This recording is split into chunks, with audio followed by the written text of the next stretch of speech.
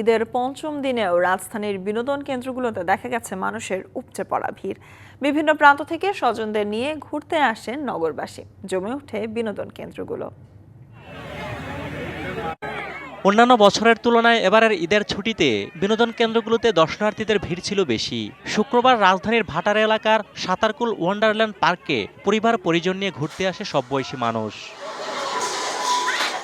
নিরাপদে ঈদ উদযাপন এবং ভ্রমণ বিনোদন করতে পেরে সন্তুষ্টির কথা জানান দর্শনার্থীরা।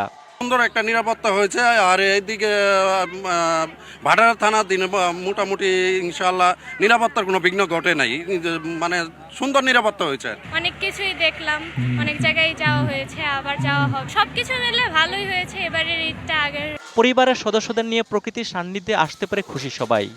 হ্যাঁ, ঈদের ছুটিতে ভালোই লাগতেছে আসছে, মানে অনেক মানুষ দেখে। তারপর আমি কোনো সময় আসিনি, মানে আমার আপু আসছে, তো আমি ফার্স্ট টাইম আসছি, আর অনেক ভালো লাগতেছে, আমি এনজয় করতেছি আমরা সবাই। ঈদকে ঘিরে সুন্দর পরিবেশ নিশ্চিতে সচেষ্ট ছিল পার্ক কর্তৃপক্ষ। আমাদের চারপাশে সিসিটিভি ক্যামেরা আছে।